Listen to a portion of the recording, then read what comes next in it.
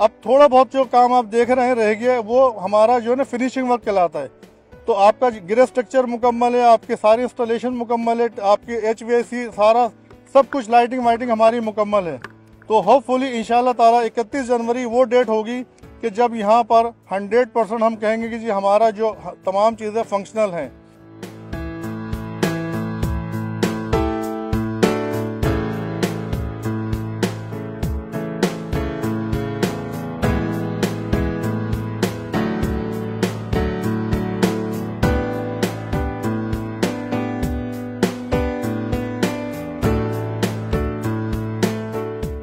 Pitches और ground हुई है, pavilion building, office building, reprofiling, ये सब कुछ नया है।